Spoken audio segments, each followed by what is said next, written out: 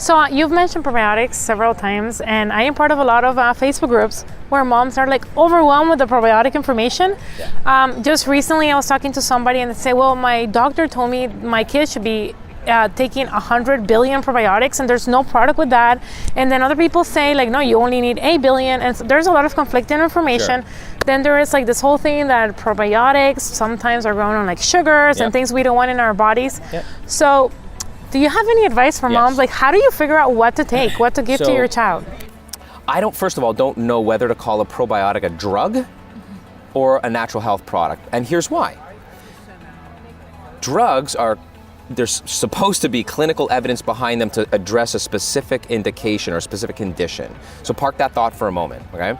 The major reason why I don't know whether to make that differentiation is because these things, unlike other natural health products, or a botanical, an herb, something that comes from nature, a vitamin or mineral, these are patentable.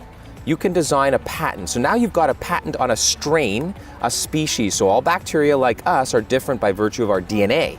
So once you identify a strain or species that seem to possibly be able to do something like improve immune system, or prevent against antibiotic-associated diarrhea, or C. difficile, or whatever the issue might be, now you study it.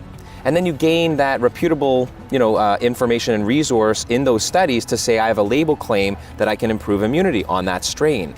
So there is no such thing as the best probiotic. You have to do their due diligence to understand what is that strain studied and proven to do in a human population. It's also not just about dose. Now we do have something especially notorious in the world of probiotics called pixie dusting. So you could use an effective strain, but use so little of it that's never going to make a difference. Yeah.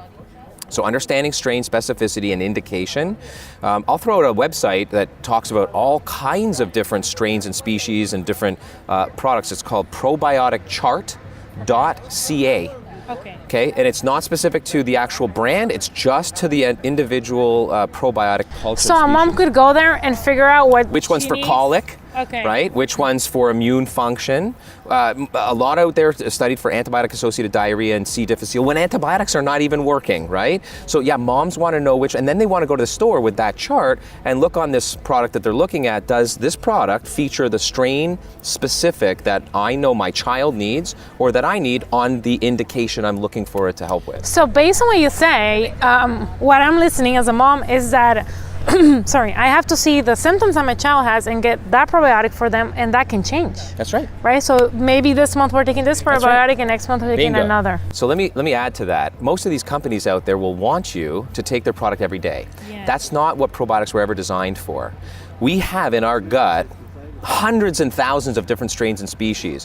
When it gets to a point of imbalance or dysbiosis, this is actually now coming full circle, that can be a cause of leaky gut. When these good bacteria are outweighed by bad bacteria and then inflammation ensues, okay? But the bottom line is to identify, as you just put it, what strain species, and then load your system up for a couple of weeks, and then you can give it a break. You've done the job of introducing that culture. Now, here's the trick though. How do you keep it alive? How do you keep that culture thriving? That is soluble fiber. You feed them, it's like fertilizer to the soil. So your child has colic, you introduce the bacteria that helps and satisfies for colic for 2 weeks, and then you stop that and you give them the soluble fiber and introduce that so that culture continues to grow. So the famous prebiotics. So there's a lot. There's acacia bean. There's the combinations like psyllium. One of my favorites, and I've just gone to India to do a documentary on this, is guar bean. So an extract of guar bean. Chicory root's another one, but some of these cause the very symptoms that we're looking to avoid. The gas and the bloating and distension. You don't want that. You want regulating fiber. You want fiber that's going to feed a probiotic. And at the end of the day, that's guar bean extract, and it's available. So I do deep dives in the environments, the manufacturing centers that supply the consumer-facing brands. So where can we get what you're discovering? So you can, I have over 500,000 pages on my website if people want to. What's your website? wildeabouthealth.com. Yeah. Okay. Yeah, and people can go there and they can learn a lot more and tons of free information on all of what we discussed here today. Thank you so much. My pleasure. This was really insightful, so I really appreciate it. Good. Yeah.